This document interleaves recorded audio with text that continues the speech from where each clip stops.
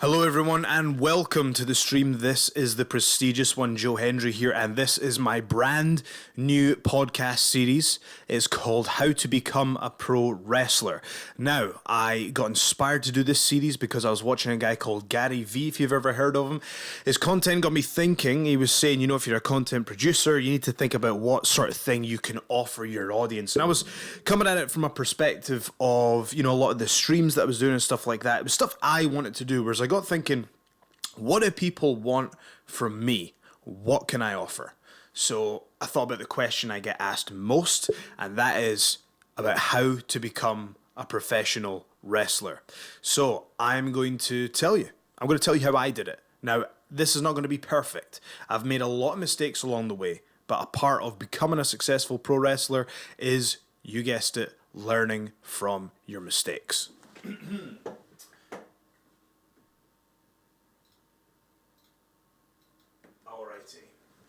Then a few audio issues there, but I think we're all up to speed now.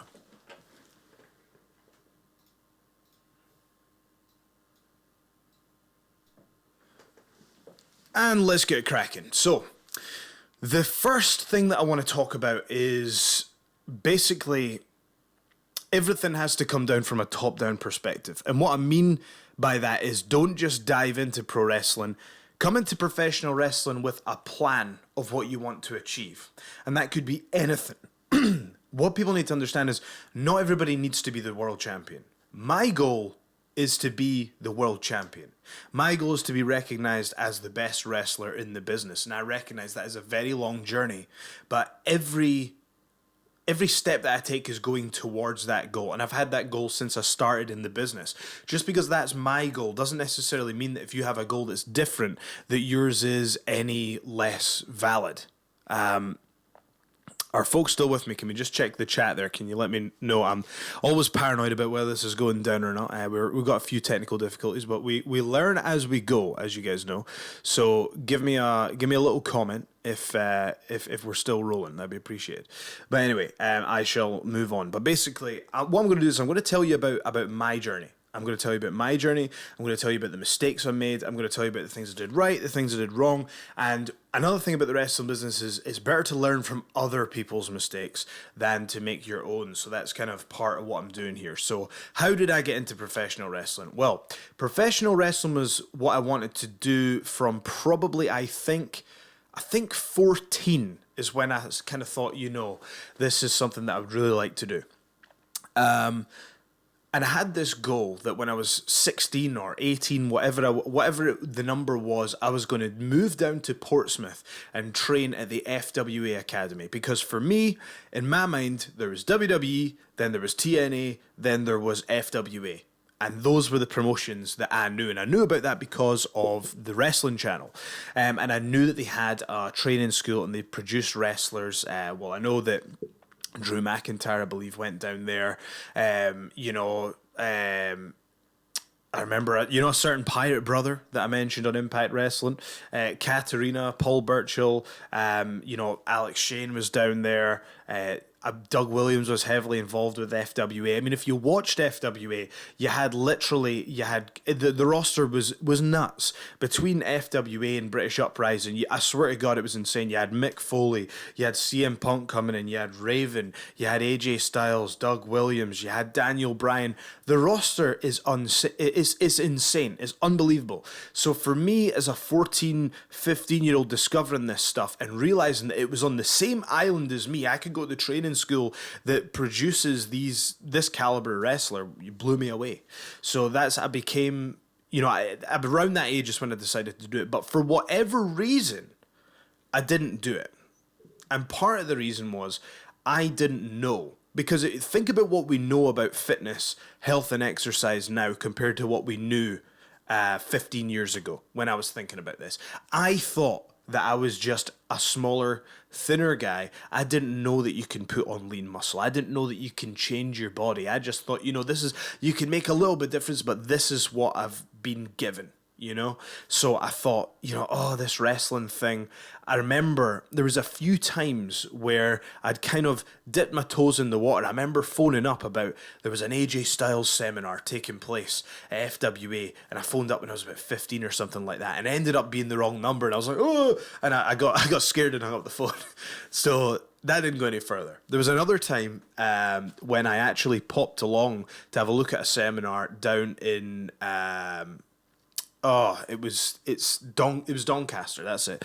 And it was at a place called the Grimsby. And I remember going to the show, now this was 1PW, and I remember the Ring of Honor title was being defended in this tiny venue by Nigel McGuinness, and aka Desmond Wolfe in Impact, or TNA if you will, at the time, and again you just had huge names. You had like Abyss in the Grimsby as well, and this is a tiny venue.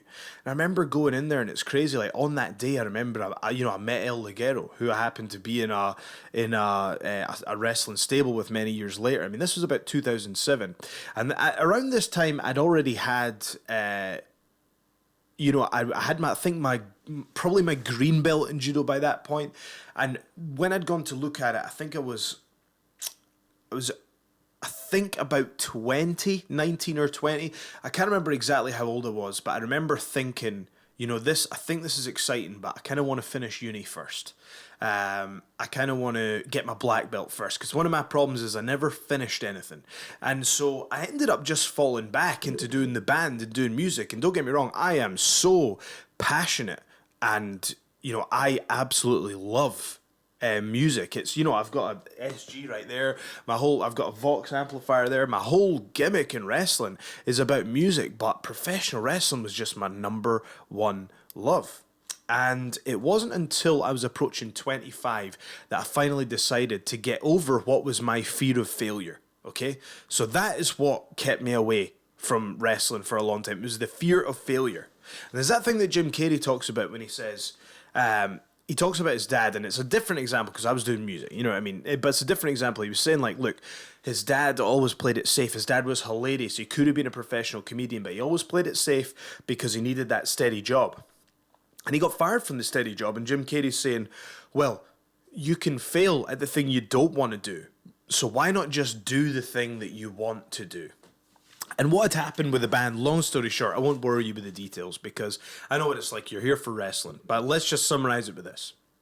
I got to a point where I managed to fill the Picture House in Edinburgh with about probably, it was sold out, quote unquote, a bit of marketing there. So there's probably about, give or take, there's probably 900 people in there, and it was set up for 1,000. So for an unsigned band, there's probably 100 comps or something like that. For an unsigned band, that's pretty good going.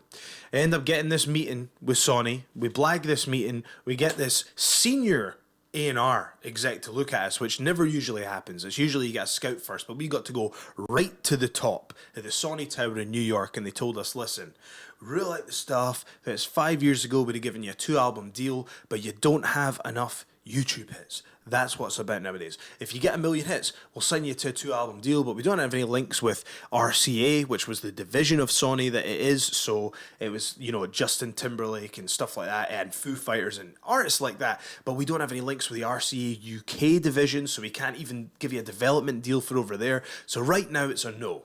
And at that point, I realized that was our own, that we had that option, and we got offered an independent deal, which seemed like it was for a lot of money, but it was giving us impossible financial targets to meet from this independent label that was basically going to leave us bankrupt after a very short space of time. So it became clear that I had these dreams of we were going to go over to America and make it with the band and all that, and this was not going to happen.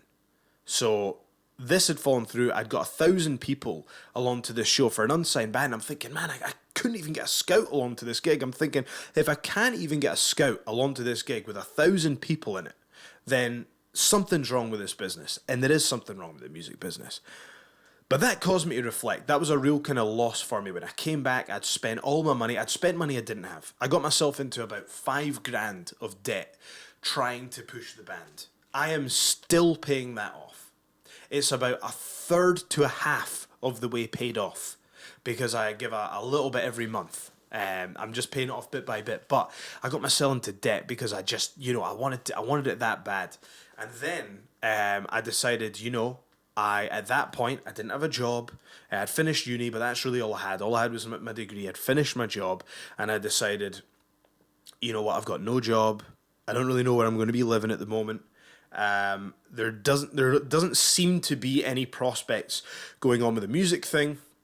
We'd got caught up with lawyers and this indie deal and all that, and by that point the buzz had died right down. And we built it up like we were going to America, so it just wasn't happening anymore. So I was like, right, okay, I'm going to, you know what? I remember chatting to my parents, and it's a shame. Like I always throw my mum under the bus with these, but it's funny. I remember I was talking about going to Booker T's wrestling school because that's for some reason I had an obsession with America. It was a crazy idea. I didn't have the money to go over there, but for some reason I was going to go to, it was either Landstorm or Booker T's school. I didn't really have the money, and we always make fun of my mum because, like, she doesn't know like certain wrestlers' names and stuff, and I would say them, but she's like, if you want to do your Booker T, you go do your Booker T. And I remember there was one time when I've actually filmed quite a lot of footage for the BBC that's never been used on, I think, 2 or 3 occasions. But one of the things that reminds me of it as well, they asked my mum to name as many wrestlers as possible. And she was like, the Rock, the Booker T, McMahon. And so, yeah, that's kind of by the by. It was just kind of funny. Always, you know what it's like. It's always fun to quote your parents a little bit and their perspective of your journey. But anyway, I was talking to my parents, I decided, you know what, I'm going to give this pro wrestling thing a go. Now, here's the thing, right? I have paid my dues in a different way. I was doing live music performance from the age of 15. So by the time pro wrestling came about, I was basically, I'd been a stage performer, and my thing was the chat. I'd always, even if people didn't like our music, we had a bit of banter on stage, we always managed to get that crowd going. So for 10 years, I'd been basically doing promos on stage without even realizing it. So I don't want people to think that this initial flurry into wrestling was just like that and I got straight to the top, because it's that kind of overnight success thing. 2013 was a crazy year for me. That's when I started. At the start of the year is when I started training. By the end of the year, I had a WWE tryout. I was in ICW. There was crazy stuff going on. So it was a crazy year, but I don't want you guys to think that it was like an overnight success thing, because there had been 10 years of performing getting to that point. So that's something you need to think about. You need to use your strengths. Like, so for example, the way I'm coming at it is I'm never going to be able to be better than, the best guys in the ring in a year, because you need experience to be able to do that. But what if I come up with this character, I can skip the queue a little bit. So what I'm trying to tell you here, folks, is look, the moral of the story is this: it's all hard work, right? Hard work is the main thing, but there are hacks to skip the queue and get to certain points quicker than people would maybe want you to do it. If you have a certain timeline in mind, there are ways to advance it, and I'm going to tell you how. So let's just go straight. That's the intro right there. You've got the backstory, right? The other thing I need to tell you, the other disclosure, is by that point I had my black belt in judo. I'd done that while I was at university, and I will say that gave me an excellent foundation. If you are thinking of getting into professional wrestling, if you are well versed in a combat sport, or even a sport like gymnastics, or, like it could be dancing, or it could be any sort of physical sport or type of performance, you're going to find something from that is going to help you carry you through your career. And the thing is, look, everybody's good at wrestling now. The standard in ring is so high that what these bigger companies and the fans are going to be looking for from you as a new performer is, what do you bring to the table from your background that's different? And for me, it was the music thing. I knew that I could do that on a level. In my opinion, you got to be confident, and this is how I feel. I feel that nobody can do what I do with the entrances and the music to this standard. Not anyone. Not in any company in the world. I know that I can go toe-to-toe with anybody with what I do. And that confidence, you can find that from your background. Because what I love about people, from meeting fans and knowing just hundreds of people, is that everyone is talented in their own way. Think about every person you know. Every one of those people is an expert in something, no matter how small, and you can use that to boost your pro wrestling career. But what you must do is you can skip the queue, you can hack the system, but your fundamentals must be on point. That's the one thing that's carried me through. When people have criticised, my physique or my match quality or whatever, when people have criticised me, the one thing they can't do is criticise, well, I mean, they can, you know what I mean? But I think it would be unfair to criticise my fundamentals. I feel from day one, from my first match, I feel I had put in a great deal of work to have a solid grasp of the fundamentals. And I saw an interview with Daniel Bryan when he was talking about what made him good and what made fans like him. And he said, fundamentals. It's like you'll have MMA guys talk about how they became world champions. And it's the same with that, with Brazilian Jiu-Jitsu, with pro wrestling. It's a ruthless execution of the basics, okay? So, you're thinking to yourself, if you listen to this, you're at least curious about becoming a pro wrestler. So let's go back to the start. How are you going to become a pro wrestler? So as I've said, the first thing you got to do is ask yourself why. For me, I had this burning desire to be involved in the professional wrestling business. I absolutely loved, and for me, it was watching The Rock's promos. That's what captivated me.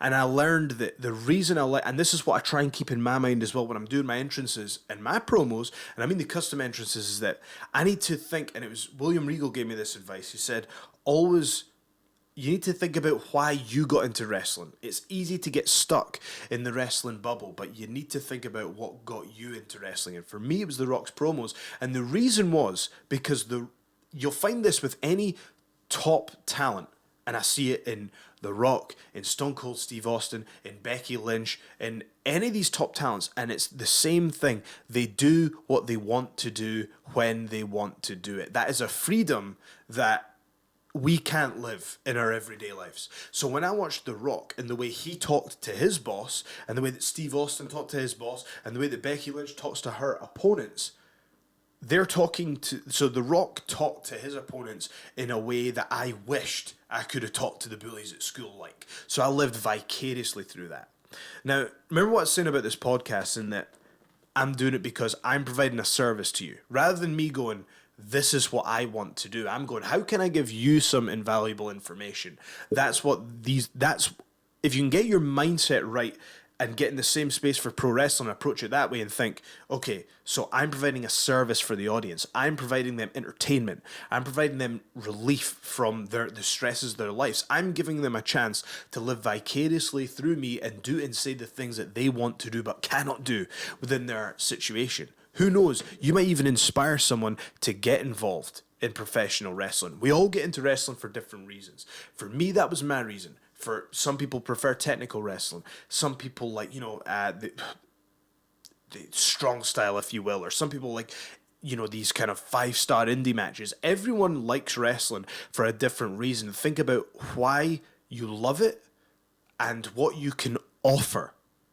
And there are some harsh truths that come along with that. This business, unfortunately, is not about who deserves it. It's about who can do the job for the most part. It's about who can deliver. It actually is, it helps, but it is not a prerequisite to be passionate about the business. But it will help you in those tough times, because there will be times where if you do not absolutely love this, you will just quit. You will quit, because there are times that are so tough. And I can tell you now, the mental challenges that come along with professional wrestling is unlike anything I have ever experienced before. And I've been to the Commonwealth Games and I have to get my ass whooped in a stadium. You know what I mean? Like, that's just the nature of the beast. There's nothing like this. So think about why you want to do this. Professional wrestling, I'm not saying you can't, okay? But I would not recommend approaching this as just a hobby, something to do one night a week. And the reason is because your opponent's life is in your hands and vice versa. Can you live with yourself if you cost someone their career or even their life because you didn't care enough to have solid fundamentals, or to be safe, to care enough about the business, to care enough about the craft, to care enough about your opponents? Also, it's very, very tough. It is very, very tough. That being said, I was lucky in that I had nothing to lose. So there was no fear of failure for me. So I got into professional wrestling, just able to run it at 100 miles an hour. I didn't care. I was already in debt. I might as well get in some more debt. And I wouldn't recommend it, folks, because I'm still paying off those debts. But I used a credit card to pay for my training. If I could go back, I wouldn't have done that. I wouldn't have relied on that and payday loans, because if things hadn't have worked out for me in the way that they did, I would be in quite a dire financial situation right now. So I would advise you to build up a little nest egg of cash to put into your training. This should be your life if you want to reach a certain level of success.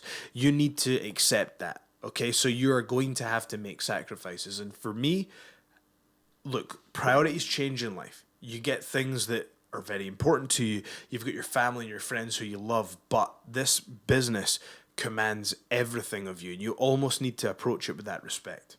So you're thinking about why you want to do it. Even if you're not saying, this is my life right now, what if there's a part of you, and this was me, what if there's a part of you that says, I need to do this because I need to find out, I need to know, I can't die. I can't end up in a grave without ever testing myself and finding out if I could do this, because for some reason in my heart I knew I could be the world champion. I knew I had the skills. I knew I had something within me that meant I had an aptitude for this business, that meant I could be successful. Don't ask me where it came from, but it was an unwavering confidence, and I knew if I didn't try, I would never forgive myself.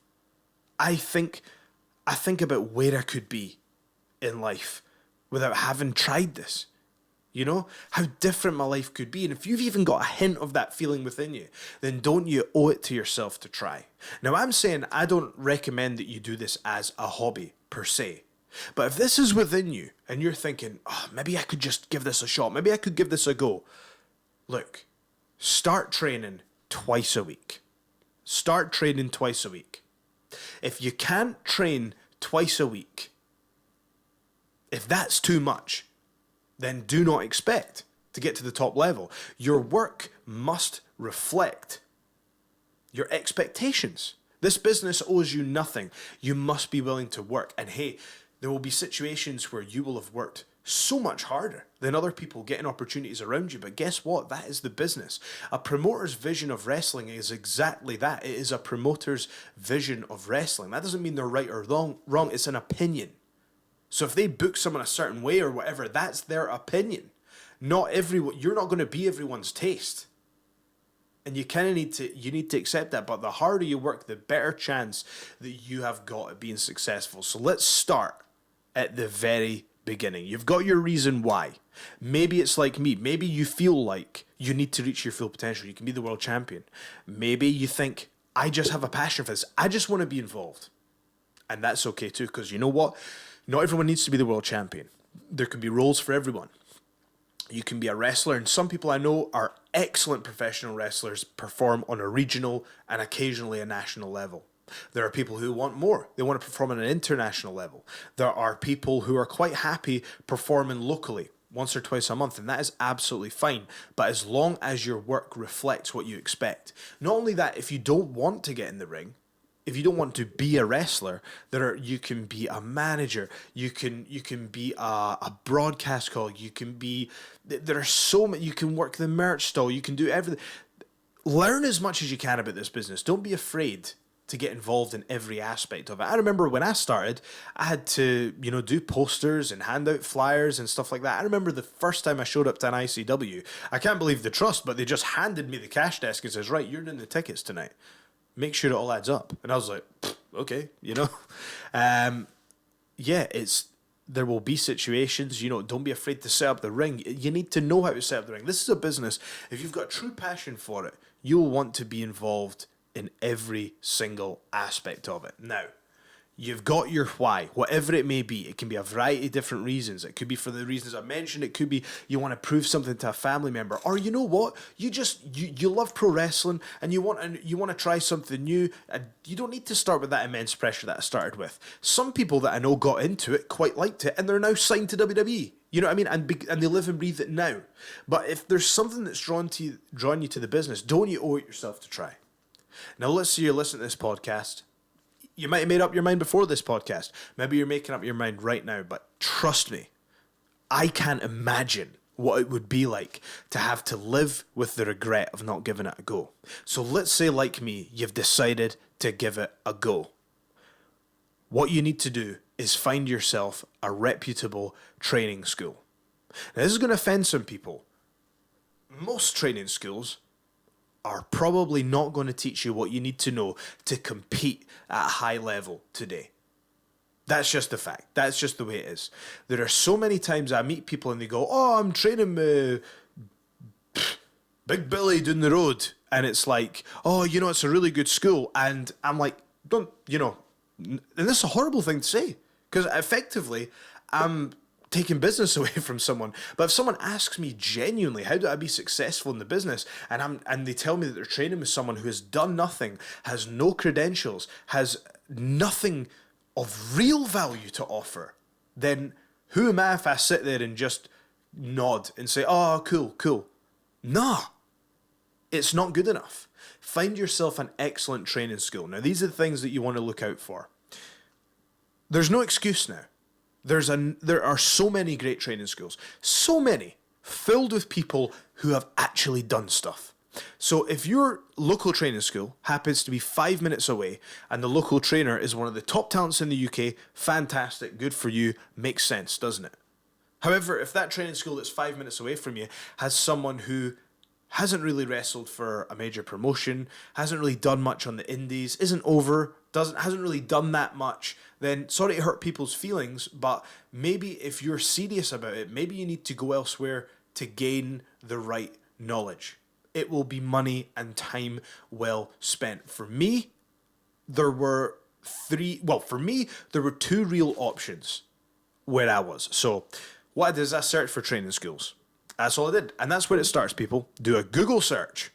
Now, I've just had a look there. Someone in the comments says I was training under Marty Jones for a while. Marty provided a sizable portion of my training and is actually a huge influence on me. If he's nearby, that's somewhere you want to go. You may see the palm strikes I do before my neck breaker. I get that from him. A lot of the movements and sequences I do in the ring, I take influence from him. Marty he's got a phenomenal mind for the business, and it's a timeless mind for the business. So, I'm really enjoying the comments, by the way, folks. Thank you for going on. Obviously, this is a podcast, so I am watching them, and I'm going to try and tackle them as I go. But there will be... I'm going to have to keep this in like a podcast format for the audio listeners as well. But I am watching what you're saying. I'll try and tackle it in a kind of roundabout way, in a generalized way, so it can apply to everyone. But basically, for me, these were the options, right? I was looking online, and at the time, 2013, it was my New Year's resolution. I decided from 2013, from the start, pro wrestling is going to be my life. It's going to be my life. That's just it. So what I did is I went on Google, searched professional wrestling schools, and I think I typed in Scottish wrestling, something like that, and up came SWA and the Source Wrestling School. Which, believe it or not, for a while was called, they had a kind of trainee show called NXT at one point, believe it or not. And obviously they did a deal, and the trademark is now with WWE. It's an interesting part of Scottish wrestling history, that, but there you go. So basically, Source Wrestling School was one option, and PBW was the other. Now, I'll give you just a few examples over at PBW, and you can notice trends, right? So if you look at, if you like the kind of, if you're a fan of the style of, like, let's look at some of their top talents, like a Kenny Williams or a Noam Dar, two phenomenal talents doing their thing in WWE right now, then PBW was that school, and that was their sort of style. Over on the other hand, Source Wrestling, which was a bit more kind of the... I would say so. It was a bit more of a mat wrestling style, a bit more grappling, which was more suited to me, like myself and the Coffee Brothers and Viper and stuff like that. I hate to miss people out, but obviously, there was Nikki Cross and Killian Dane were obviously trainers there and stuff like that.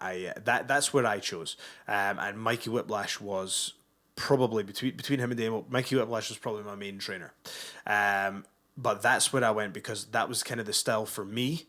They're just different styles, and now I would say I would inject GPWA into the mix as well. Obviously they've got on one hand, you look at the alumni from Source, you look at the alumni from PBW, that speaks for itself. And now with GPWA, you're starting to see the talent that's coming through there that is basically filling up the ICW roster. And they've got links with the company. So if your goal is, if your main goal is to get an ICW, then maybe you do what Leighton Buzzard did and you jump on a bus, you move your ass up to Glasgow, you leave everything behind, and you start basically training full time at GPWA, being in shape, having great promos, being the total package, going in, training your ass off, and he's going to be successful. It's obvious to see. It's easy to see. There's no real secret to it, folks. Wrestling is really broken down for me personally in these ways. Think about the different elements of this business. For me, you can break it down to this, and this is just my opinion. Right? So you got charisma. That's where like your promo and your gimmick and basically your non-physical entertainment value comes into that section. Then you've got your presentation, which is like your look, the way that you look. And then you've got your in-ring ability, which is obviously your moves, to your legitimacy, to the match quality, things like that. And to me, you need to, if you're weak in one, you need to up your game. For me, obviously, because of the background I had with 10 years of performing, the charisma side of things, the character side of things, that came to me a lot easier. It took me a while to get myself in half decent shape, probably about 3-4 years before I got in shape. I'm still not happy, you know. I started proper weight training at like 25 years old. That's pretty late, you know, and I'll tell you now, I don't mind talking about it. It's not for everyone to talk about, but I'm just going to tell you, I'm a 100% clean athlete. I've never taken any banned substances. I've never injected anything. I am a completely natural athlete. At this point, I don't even use any supplements or anything like that. I used to use protein powder and stuff like that early on. I didn't like it. I didn't like the taste of it. It didn't work for me. I may experiment with creatine, but the thing I've always prided myself on is I may not be the most ripped guy in the world, but if you look at me and you look at the things I've done, 2-time British champion, went to the Commonwealth Games, I didn't win a medal, but I haven't taken any shortcuts, right? And to me, I would rather this is just my personal opinion. I'm not judging anybody for anything they do. I'm just speaking for myself. And what I'm saying for me is being a clean athlete, I want to set an example. I want to see how far I can take my physique. How far can you take a natural physique? You know, and I'm really happy with the progress that I'm making. I'm still making that progress, but I'm still working it, and I'm not happy. But I'm getting there. I'm making progress every day. But that's the point. The charisma thing was there. I'm still working on the charisma thing, but I'm putting a lot of time in the gym. I'm doing, you know, mat wrestling and things like that. And even just walking the dog loads to shed a few extra pounds, you know, it's a lot of work. And on the other hand, I think what you'll probably notice, if we're being fair, is a lot of people were critical of my in-ring performances. And I would say I think that's a fair criticism, but I would put this to you, right? Can you really be world class at something that you just started 2 or 3 years ago? When I wrestled Kurt Angle in the main event of a pay-per-view, I'd been on shows for like 2 years. I've been on shows for 3 years. That was actually, I think that was the 3rd anniversary of me being on shows. Can you expect me to be world class at something I'd started 3 years ago? Some people can. Matt Riddle is. Ronda Rousey is. Some people can just do it and take to it like that. For me, it took a little bit longer. But the point that I'm making, folks, is those are your elements, right? Now let me put this to you. If you're what we would consider larger or out of shape, that doesn't necessarily mean that your presentation is bad. What if your act is to be huge? Let's look at Crater on WS, one of the most over guys on WS, because he was absolutely huge. Would his gimmick have worked if he was super thin and had abs? No, it would not. And do you know what? We need someone like that. So just because you're not ripped, don't think that your look can't be a 10. If you look at action figures, think about yourself as an action figure. The person who I look at these days, well, in the modern era, if you will, is Finn Balor. That guy is a marketing genius. He is one of the smartest guys in the professional wrestling business. Look at the way he went into WWE. He made himself an action figure with the paint. With a demon character, that is an action figure right there. When I think about back, but on the flip side, he's in possibly the best shape a person could be. But on the other side, you've got Mankind. But again, because of his presentation, he looks like an action figure, like this crazy mass murderer like character. So just because you're not ripped, don't think that that your presentation can't be a 10, because it can. Because when Mick Foley did a promo as Mankind, you believe that the guy was insane, and that's what it is. That's what I'm trying to help you guys understand. The reason I'm striving for a better physique is because my thing is this. I'm the singing wrestler, yeah, but I'm the Commonwealth athlete. I'm the 2-time British Amateur Wrestling Champion. My thing, again, my biggest influence is The Rock. My thing doesn't really work if I'm not in good shape. So hey, I'm not even saying I'm in great shape now. I need to improve. I know that work needs to go in. I get that. But that's why I'm striving to have a muscular, bigger look, if you know what I mean. My goal is kind of, I look at someone like Bobby Roode and think, that's kind of where I'd like to be physique-wise. That's kind of like a goal for me, because that's the type of wrestler that I want to be. Maybe if you want to, let's have a little think. Again, if Rey Mysterio had an extra 50 pounds of muscle, would his presentation work as well? No, that's who he needs to be. So think about your presentation in that way. So if you are lagging in one of these areas, how can you make up for it? There are other people, I'm not going to, throw anybody under the bus, but there are very famous wrestlers who just do not cut promos. They've created you can be creative around it. There are ways to mask what you're not good at, and that is what professional wrestling is about in your first few years, is accentuating your strengths and absolutely hiding your weaknesses. There will moves that you will never see me do. Basic moves that I just can't make them look good. So I don't bother doing them.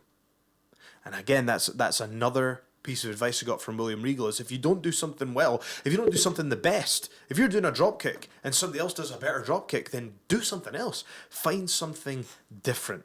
You need to differentiate yourself. So, on another podcast, maybe we'll get into how you can build your physique for what you're wanting to portray.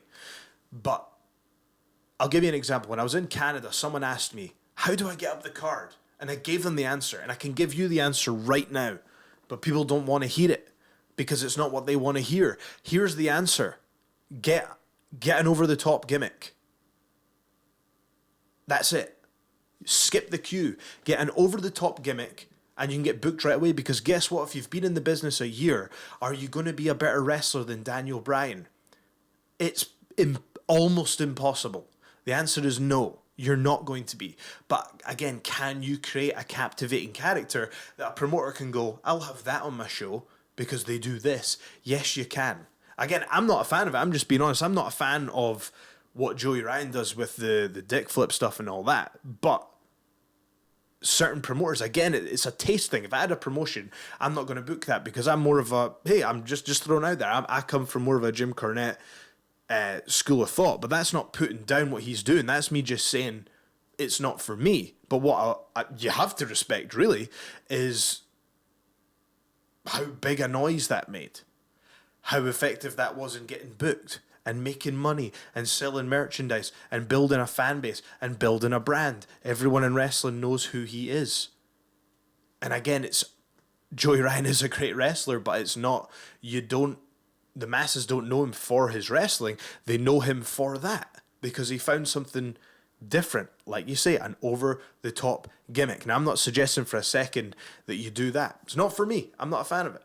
But I'm just making the point that there are things that you can take and that you can do that you can effectively skip the queue, if you will. I'm not saying he did. Obviously, he's paid his dues 10 times over. He's been in the business a long time. But I'm just using that as an example that, the dick flip is not like, technical wizardry. It's a funny gimmick. And it works in getting booked and making money and selling merchandise. So that's not for me. But I can look at that principle and go, now what can I think of that works for me that I can do that works within my principles that I can maybe take inspiration from that. And so, for example, that's kind of when I started the custom entrances, and we'll get into that on a different day. But let's get back to the training, right? I'm just telling you these things because when you approach your training, I want you to approach it and think about these things. Is my physique constantly getting better? Are my promos constantly getting better? Is my in-ring work constantly getting better? You always must be improving these areas. Think about those 3 different areas. But here's what you have to do. Train as often as you can. I went to Source pretty much every day. Pretty much every day in my first year, and I found out. So I started, and I'll tell you what happened. So I picked Source Wrestling School because they had Fergal Devitt, who's now known as Finn Balor, down at the school. I saw John Laurinaitis, who was obviously very high up in talent relations in WWE, had been to Source Wrestling School, and I'm like, right, okay, I like the style of their wrestling.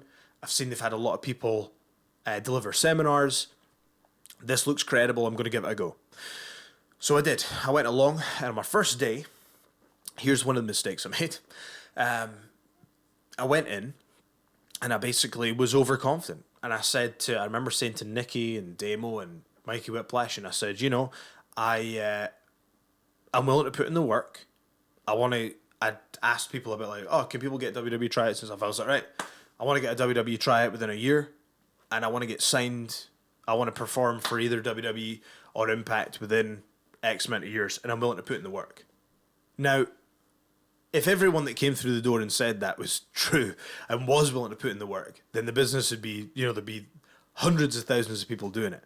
So there was cynicism at the start. It was like, right, okay, let's not get ahead of yourself. So my advice to you would be, don't go in with that mentality.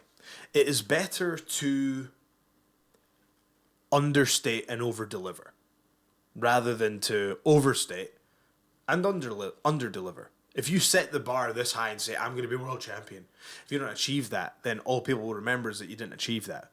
Go in and let your work speak for you. Let your work speak for itself. And that's an approach I took later when I did the Ring of Honor tryout, which I was successful in because I got to go on the tours. And I'll explain how I approached it differently then. But thankfully, Nikki and Killian Dane, and they gave me the time of day, but Mikey Whiplash was the one that said, all right, well, I'll tell you what, if that's your goal, then let's do it. Why not? And I don't know why, but for some reason, he believed me. And so I started doing the classes as often as I could, but I would get kind of one-on-one sessions, or myself, one other student, and Mikey Whiplash, and I was picking his brain. I had so many questions, and because I was so passionate about it, it was question after question after question after question. Again, this was a burning desire to do it. I remember, honestly, you can ask Killian Dane. I've looked back at the Facebook messages between me and him, and I feel sorry for that guy, because for a year, it was just question after question after question all day, every day. Please explain this to me. Please explain this to me. Explain this to me. And there must have been like, oh my God, my parents used to say when I was a kid, the question shop's shut. Poor Killian Dane probably wanted to say that a few times. But if you want to know the answer, if you've got questions to ask, that's probably a good sign. It's better to do one thing well than to do 5 things so-so. That's what I find. So it's impossible to master anything in wrestling, but go with that attitude. Try and master 1 or 2 things rather than try and be great at everything. Because like I said, chances are, if you're talking about drop kicks, that there's probably someone who's doing a phenomenal drop kick on the show. So what can you do? Find something that you can do that not many other people are doing, and make it your own, and do it in a way that gets so good at it that you do the best one on the show. That sort of thing. But we're getting ahead of ourselves here, because you've just walked in the training school. You've learned from my mistake. You're not going in there and saying that you're going to conquer the world. You're going in, you're introducing yourself, you're saying hi to everybody. Now, here's the thing. You'll hear this thing about, in the wrestling business, they tell you that you're meant to go in and shake everybody's hand. And yeah, you're meant to shake everybody's hand, right? That's the rule. But what they don't tell you is maybe not everybody is ready to shake your hand. Maybe they're in the middle of a conversation. Maybe they're doing something. use your common sense. Yes, wrestling's a bit of a weird business, and it's a good thing because you have to introduce yourself to everybody, but don't just interrupt someone's conversation. Do it in a tactful way. Wait for that person to finish, not nearby. Take a step back, do your thing, let them have their space, and then when they have a free moment, then introduce yourself.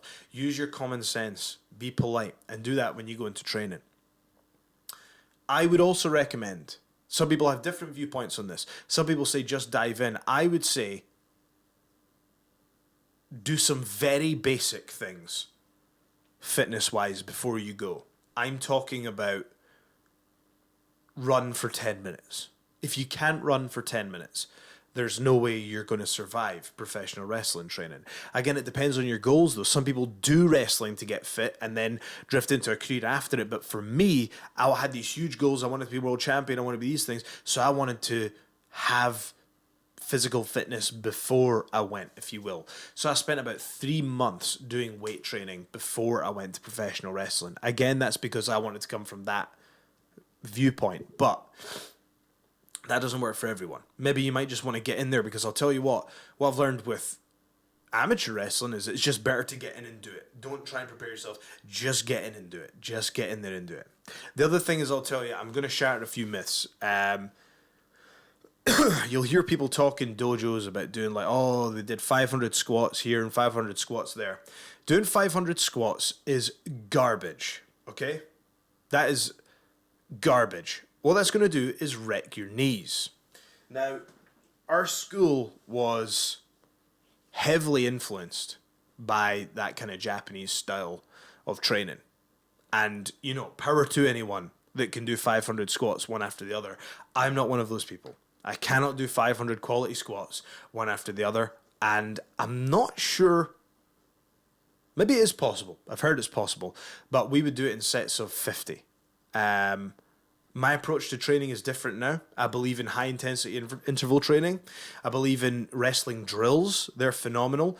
But if I was starting again, knowing what I know now, and here's the difficulty.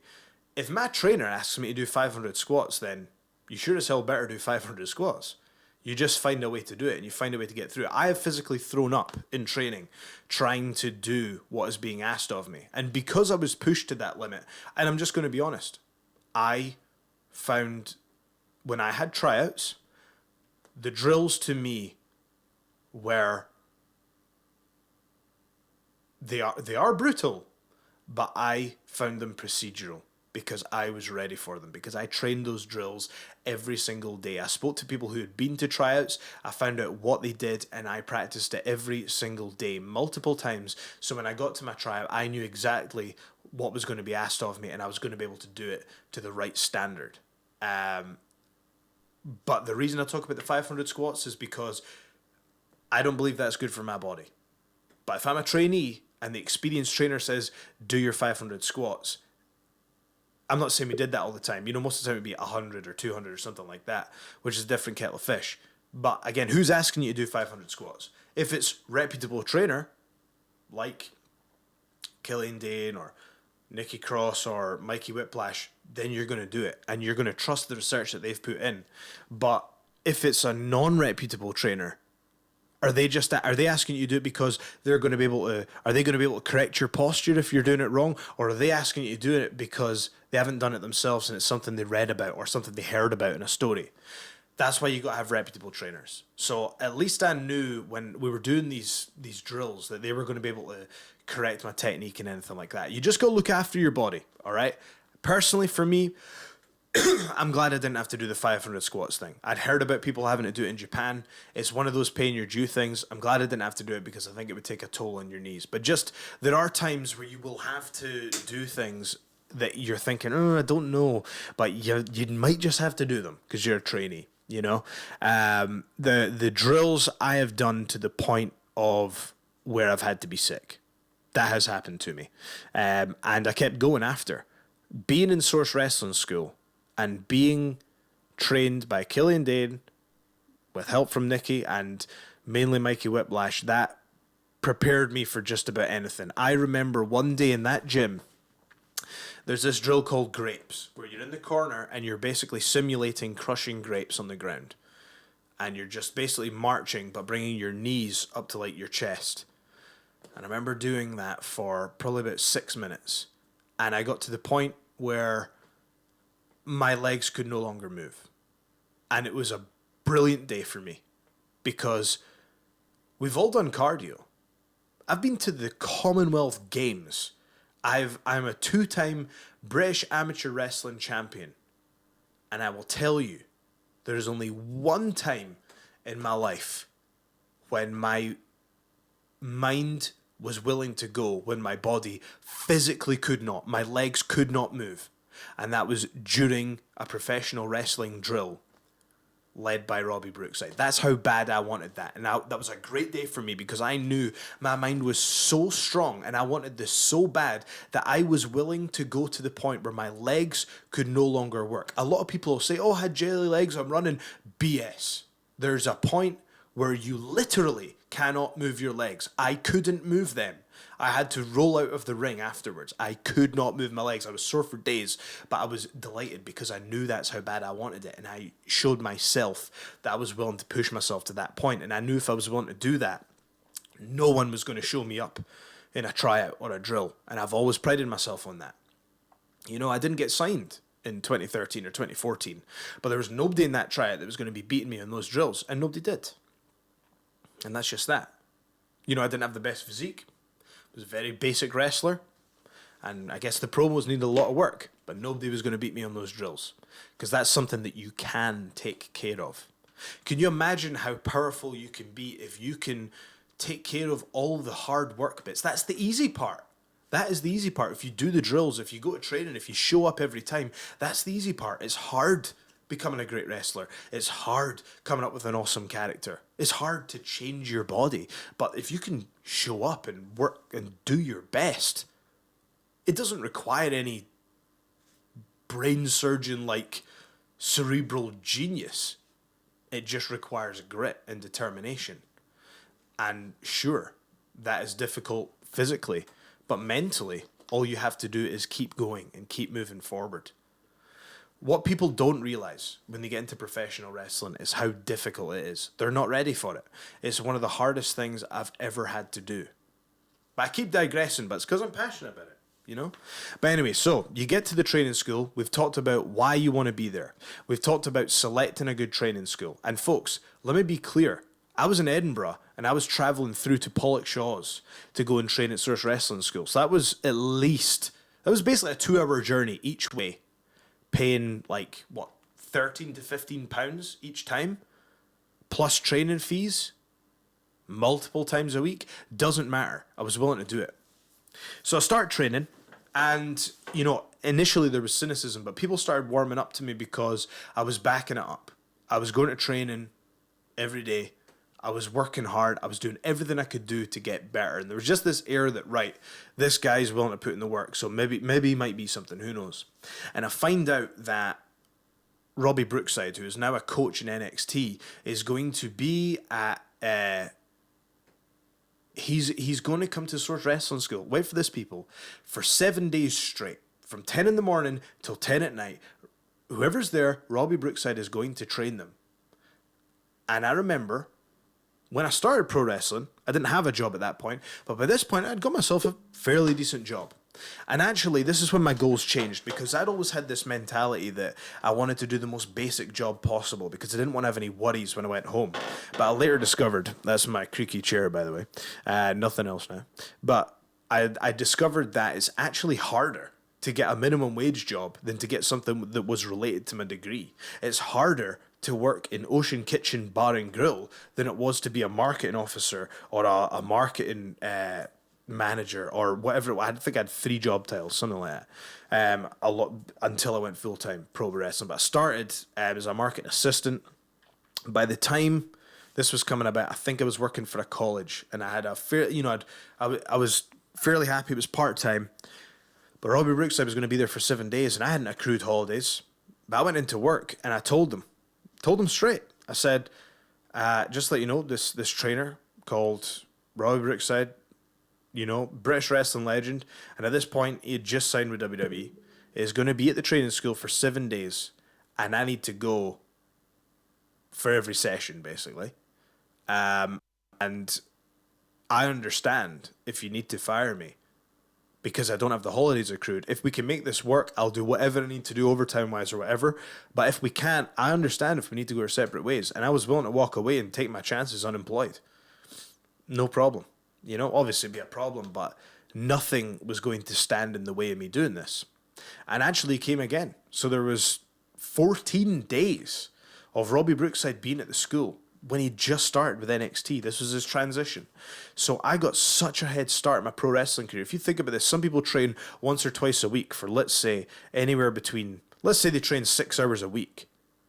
I was training so adding a few breaks, I was training 10 hours a day. So I had 140 hours with who was effectively the coach at NXT within a few weeks. So if you want it, people, these opportunities are around. Dave Taylor's doing seminars around about this time every year. Marty Jones and Johnny Saint are doing seminars around the UK every year, all the time. These opportunities are available to you. You can go and do a seminar with these people.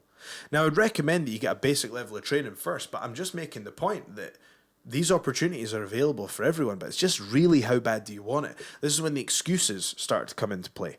And if your life is not allowing you the space to pursue these because maybe you have a job or maybe you have children or maybe you don't have the finances or whatever, that's okay. Because I was in a position in my life where I didn't have any responsibilities at that time other than to myself. So I could go and pursue these things. But then when you have responsibilities, that's when you need to make choices. It's not to say that you can't do it. You just have to make some sacrifices in some other areas. And that's where Gary Vee talks about stop, at the time he would say, stop watching Lost. Stop playing Madden. These things can go. And it is true.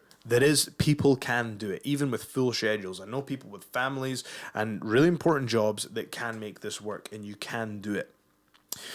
Basically, my advice, depending on what you want, but if you want to be successful, go to training with a reputable trainer. Be humble when you go in. Don't make the mistake that I did and be over the top and try and be Mr. Charisma, because it is not going to get you, and it's not going to get you where you want to be. Let your work speak for itself. Show your charisma when you're asked to do a promo. Show your enthusiasm. Show your athleticism when it is asked of you. Show a little bit of humility. And that's coming from experience, people, because that's what I messed up right at the start. But anyway, so people often ask me, so we're in 2013, right?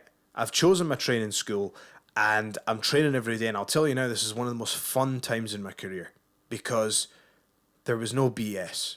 Wrestling, again, folks, don't get into wrestling thinking that it's the dream. Because it is the dream, but the dream comes at a cost. Everyone in the professional wrestling business pays a price to be in it, a heavy price. Trust me on that. It is a tough business. It is as tough as anything that I've ever tried to do in my entire life, and it breaks people. But at the same time, it is the most wonderful business that you could ever hope to be a part of. It will provide you with the highest highs, the lowest lows. The absolute best people that you will ever meet, and the scum of the earth who will try and sabotage you at every single moment, and you better be ready for that. You'll have people who help you up and people who try and squash you and push you back down. It's just one of those businesses. It's one of those businesses that so many people want to do it and there's not enough spots for everyone. So it can be a bit chaotic at times. But when I was in that training school, I wasn't getting booked. I wasn't on shows. All I was doing was training and just trying my hardest and applying my skills and developing. And it was one of the most fun, exciting times in my life. And it was just being in that one room in that training school. And if you do it and you don't love it, you tried. You put your ass on the line, you went out there and you tried. But what if you do love it? It could be the rest of your life. And you don't necessarily need to be a wrestler. You can turn it to be a promoter. Mark Dallas of ICW went along to training. Wrestling wasn't for him. So he started his own promotion. And basically, if we're being honest, kicked off the whole resurgence of the British wrestling scene that we're seeing today. Go along, get involved, go help out at shows. If you're thinking this might be for me, then you owe it to yourself to get involved. But get involved with caution. Please understand, it's a tough business. It's so tough. I remember I was helping out with a training school, with a training session. This is about when I was like maybe 2 years in or something like that. I was taking the warm-up, and there was somebody there who was a fan of ICW. I'm not going to call them out, I'm not going to throw them under the bus, but this is what happened. So they came along to the training session, started the warm-up, and this is a difficult thing for me. We were all counting push-ups together. So 1, 2, 3, all the way to 10 or whatever. And this guy would stop after like 2 or something like that. And I remember saying, and he was just stopping, and I was like, you have to. I said, look, with all due respect, I know it's hard. I don't care how long it takes. I do not care. But you must finish these push-ups. Beside this person, there was a teenager who, again, wasn't in the best shape, but was just gritting it through these. And I can tell when someone's given it 100%. And I'm sorry, like, maybe I expect too much when I'm helping out with training. But I want to see that passion. I want to see that. And this person would do 1 push-up and stop and take a big break and whatever and blah, blah, blah. And I remember saying, look, I'm at this point now where I will help you do these push-ups, assisted. So I will help. Like, I was basically lifting the dude up and like letting him go back down and lifting him up. And he would come a little bit. No. I was like, you need to complete the push-up. And this person just burst into tears. This person was hyperventilating. And at that time I was like, what have I done? I've literally pushed this person to... They're having almost a breakdown here. Hyperventilating. I'm thinking, what have I done? Have I gone too far? And I'm like, in my mind, I was like, but it was 5 push-ups. I didn't care how long it took. I've seen people who were severely out of shape who had managed to get through it, but this person just didn't want to do it. And they found it really difficult. And that doesn't make this person a bad person. That just means, and this is the harsh fact of it, we live in a very... I'm going to be careful here. The society we live in right now, there's never been a more kind of... I'm trying to choose my words carefully here because I don't want to disrespect anybody, because, you know, that's the last thing I want to do. But with pro wrestling, you have to hurt people's feelings sometimes. And I knew this person just doesn't want it. If they're not willing to do these push-ups, so they went up to the top, away from everybody else, and to take a breather and to come back, and then wanted to join in with the other bits later. I'm like, no, you have to finish the other push-ups. It was like 5 push-ups. I was like, you must finish these. You must complete the warm-up before you start. And that was when they left. Now, in any other business, this could be seen as pushing someone too far, or, you know, and don't get me wrong, I felt bad about it. I ended up speaking to the person later about it and all that, but that it was clear to me, and here's the difference, people, right? Let's not forget that the implications of professional wrestling are that of a combat sport, you know? And again, your opponent's life is in your hands, and if I can't trust you to grit out those 5 push-ups, can I trust you to hold me over your head, to land me safely when you're tired? I don't know. I'm going to look at the comments now. I'm going to look at some of these. So, someone asks, how in shape do you need to be to start wrestling school? It is really down to you from your approach. We said that earlier. For me, I wanted to make an impact, if you will, pun intended. I wanted to make an impact, so I went with about 2 or 3 months weight training behind my belt. Some people go in fresh and they want to use wrestling to get themselves in shape. It's all part of the journey, people. It is your decision. If you're a procrastinator, I would advise that you just go and grit through it. And trust me, the first session is possibly going to be the hardest day of your life, but you will find out more about yourself in gritting through that than anything else that you ever do. It is so rewarding.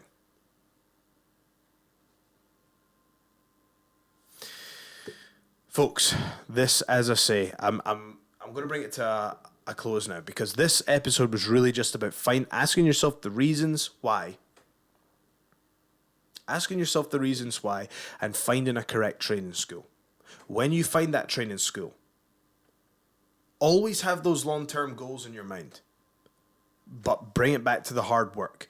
Put in the work. Put in the work. If you're asked to step into a certain opportunity, you best be as ready as you can possibly be. And it's just repetition after repetition after repetition. If someone like Robbie Brookside comes to your training school, are you willing to just make it work?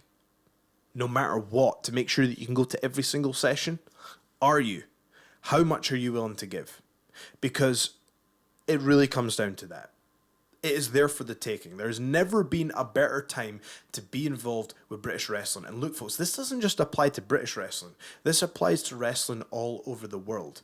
I look at America and I look what's happening with the Monster Factory, a place where I've been personally, which is now the Future of Honor Academy for Ring of Honor. You can just go there and train. And if you do well, you're going to get signed by Ring of Honor. Can you imagine having that back in the day? Can you imagine that? Well, this, people, is the reality that we live in. There has never been more opportunity in professional wrestling. Remember I was talking about music earlier? Now, there was so many bands in so few spots. Now with professional wrestling, it's more popular than it's been in terms like the amount of promotions and independent wrestling that's cropping up. There's never been more spots. People are starting to recognize that with music.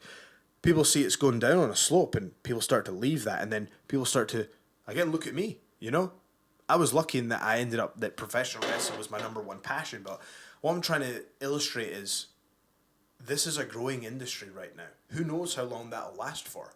But we're at a place now where there are more spots than there's ever been before, and that means there's more people thinking about it than ever before. If you take that first step of going to a reputable training school, you are already ahead of 99% of the people out there that are thinking about it. So much of this is just about showing up time and time and time and time again.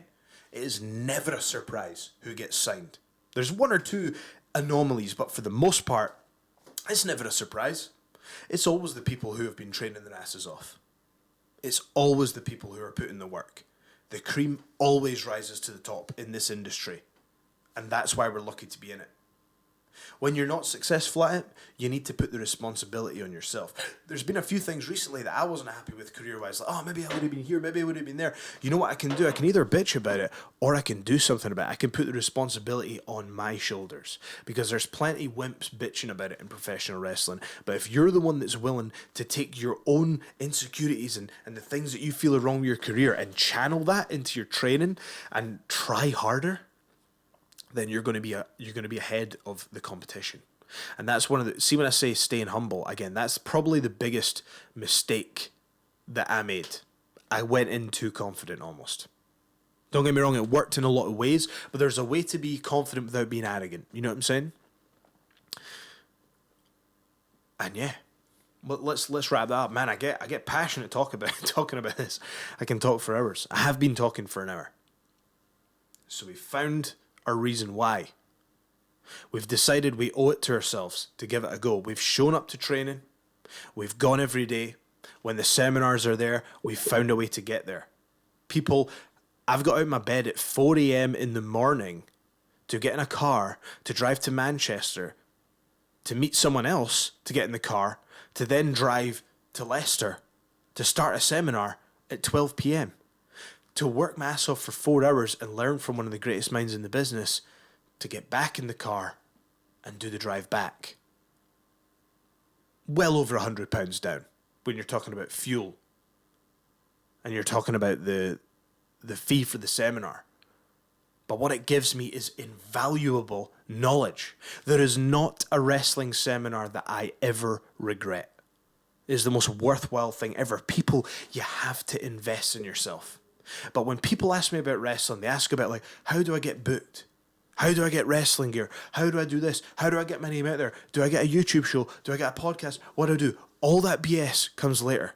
This is about the foundations. This is about habits. Remember those 3 things I talked about? You got your presentation with your physique or your look. You got your charisma. And you got your in-ring ability.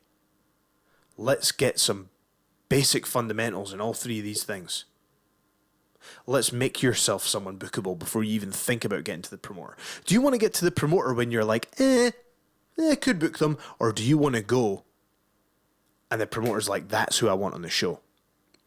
Because people, something else you got to understand is every interaction that you have in your life, work-wise, you're a salesperson.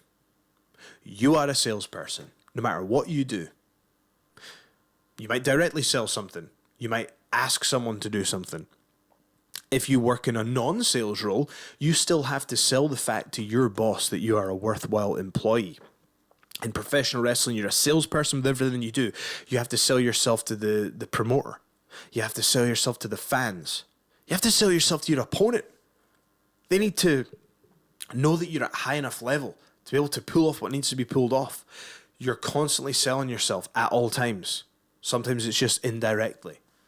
But you need to start thinking of yourself as a commodity, and you need to look at yourself against the competition. It's like Conor McGregor says, at the end of the day, the race is against yourself, but you must be aware of where you rank amongst the competition because you need to understand your leverage at all times. That comes later, though. Right now, we're talking about training. Promise me this. I want to hear one person, just one person, that goes to training because of this. Contact me. Anyone listening to this, contact me. Someone put up the Discord link right now. We'll put it up in the we'll get it to the podcast folks somehow, or tweet me, email me. My email is on my Twitter. It's right there. There are ways to get me. If I'm too busy or not able to do something, we'll let you know, right? But there are ways to ask questions. There are ways. Just tweet me if you got a question. There are ways to do it. Everyone's available now. It's a crazy, crazy time. I'm looking at the comments there. Do you think 27 is too old to start training? Absolutely not. I was approaching 25. Again, DDP is the great example. But see, when I was looking at professional wrestling, I was thinking about it. Did anyone else used to do this? You go on Wikipedia and you get obsessive about the age of certain people. Or the certain age of such and such had achieved this by 21, such and such had achieved this by 20. Oh my God, this person was world champion by 26. It doesn't matter. They're not you. This is about your journey. And let me make this very clear. Age is not going to be the determinant factor in whether you're successful or not. It's just that there happens to be a pattern. But I wasn't part of that pattern. DDP wasn't part of that pattern. Some people start later. Let me tell you this. If there was a granddad wrestler that was getting over, if there was a granny wrestler called Granny Smith that was getting over on the indies and making money, guess what? She'd be signed to a major organization. I also got told by a very wise person in this business at the very, very top of the game. If they think that they can make money from you, you will have a job. You will have a job. If you can put bums in seats, that's what it is all about. That's where your leverage comes from. You need to be undeniable. That's what undeniable means. So good that you cannot be denied. You won't need to sell yourself at that point because the people have already bought in. But again, that's way down the line. That's way down the line. So before we wrap up here, let's look at some more of the comments intently because that is how... I want to do this. I want to make this as interactive as possible. So, let me just bring this over here. And we can scroll through some of these. All right, so we're wrapping up the podcast now. You'll notice that there hasn't been any sponsors or anything like that. Again, I'm just looking to give something back right now. We may have a sponsor. I don't know. But that's not my main reason for doing this right now. I'm just trying to give you guys the best content that I can. Okay. Someone's asking, is this going to be up on YouTube or in the VOD afterwards? Now, my plan was to do this in episodic format, then to provide a kind of YouTube bullet-pointed version of it, if you will. It was like 3 or 4 minutes long that discusses the topic of getting started, finding a training school, and all that sort of stuff. But now it seems that people maybe want the long form of it, so I will probably put it up. I'll put it up on Facebook. It will be on the VOD and Twitch afterwards, and it will be in podcast format. I will try and edit it tonight and have it up for tomorrow morning. It may not. But we'll get up soon. So, someone asked to build a solid base. It may sound crazy, but, okay, so talking about other sports that are in the strength they built up, I can't really offer any insight on that, but I understand what you're saying.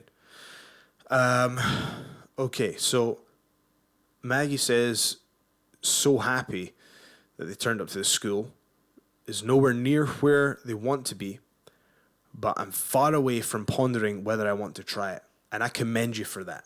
Because can you imagine going through your life and just thinking, what if, what if?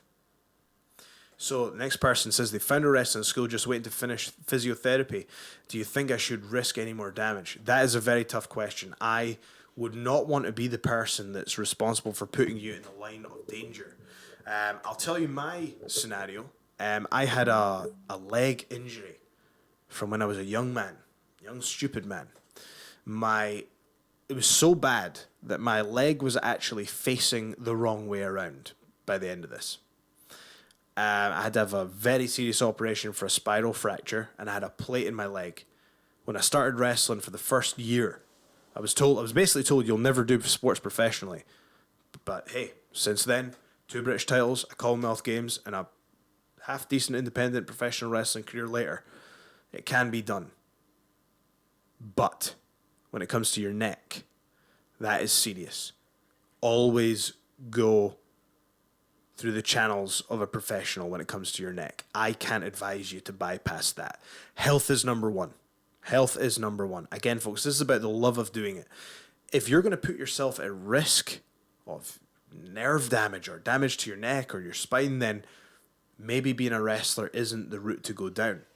If a medical professional that is respected tells you that you can, then they're going to know better than me. But if there's still healing to be done, maybe look into some other roles. Does promoting interest you?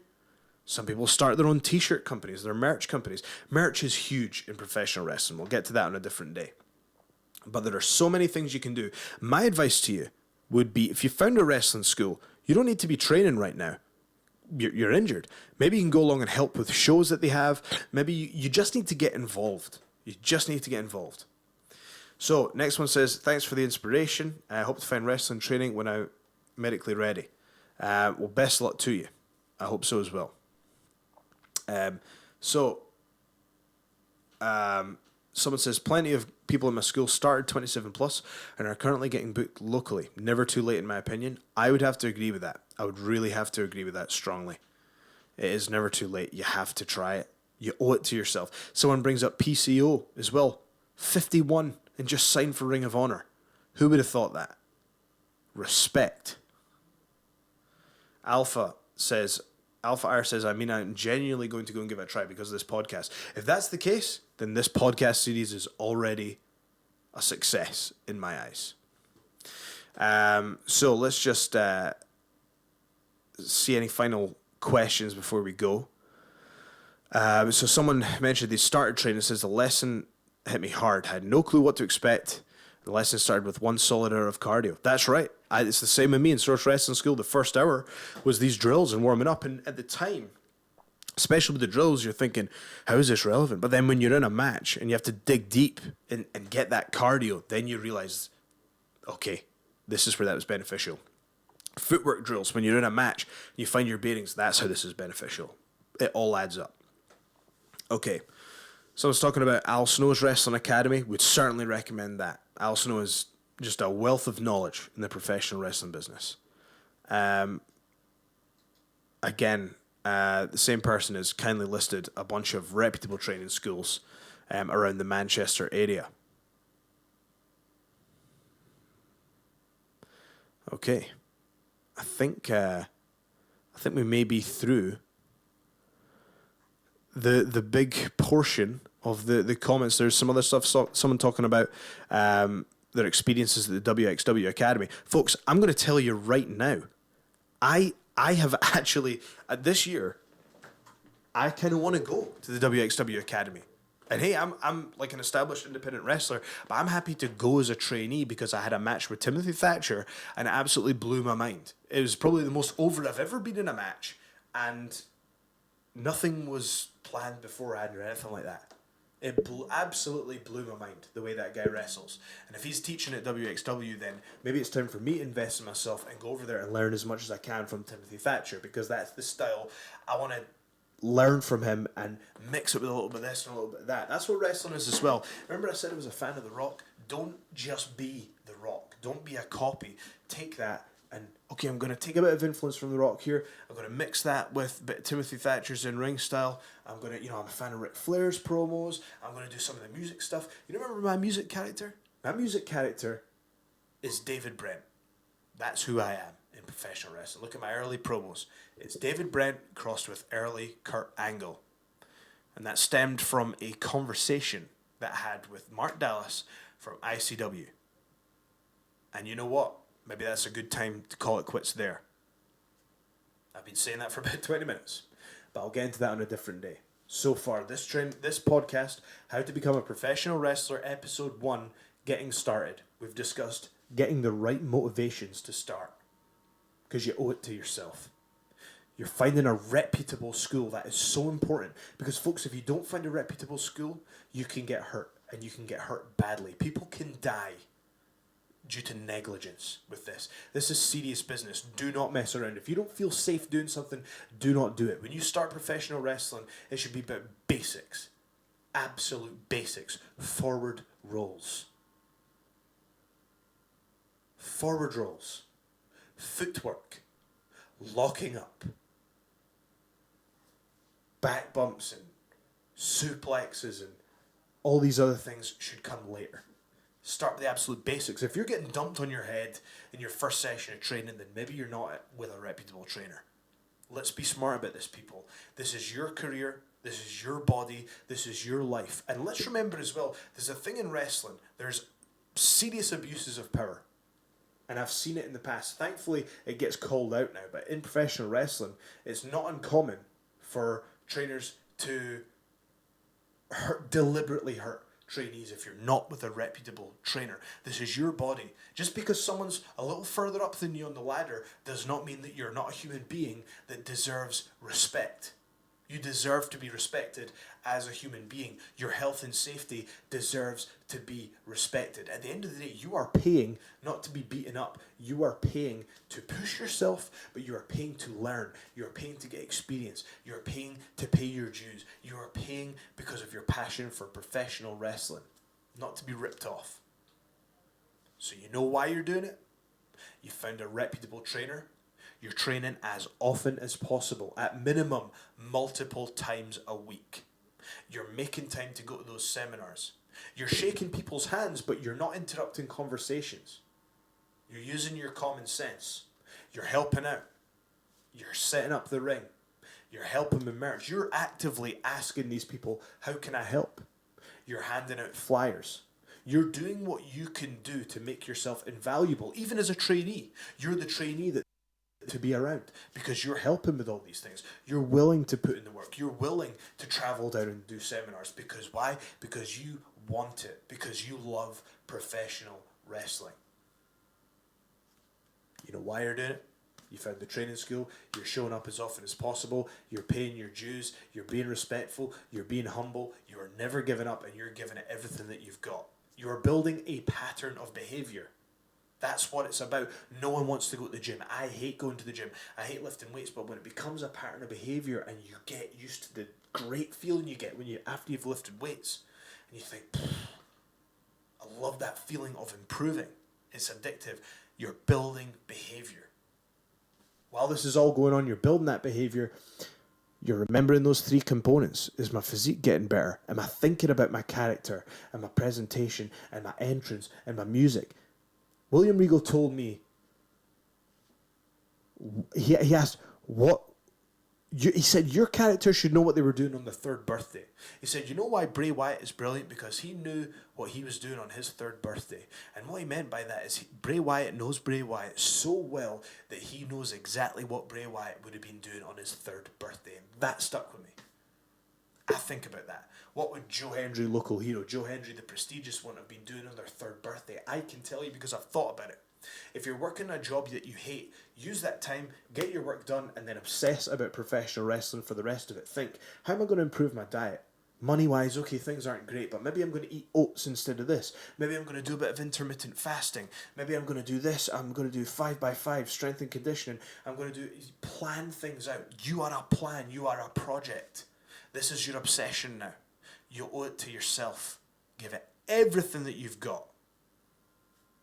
You know why you're doing it. You found the training school. You're going all the time. You're paying your dues. You're being as valuable as you can. You're building behaviours and you're working on these 3 things as often as you possibly can. And what happens once that's done? Well, we'll tackle that in episode 2, folks. This has been an absolute pleasure. Thank you so much for joining me, and thank you to Alpha R specifically, who has contributed to the podcast. I thank you very much for that, and I will check that out in detail. Thank you to everyone who watched along. This has been an absolute pleasure. This seems like a podcast series I definitely want to continue, but thank you for joining me on the very first episode of How to Become a Professional Wrestler. Episode 1, we were just getting started. Challenge yourself. This is all I want you to do. This is all I'm asking you. Go online and find me a reputable training school near you.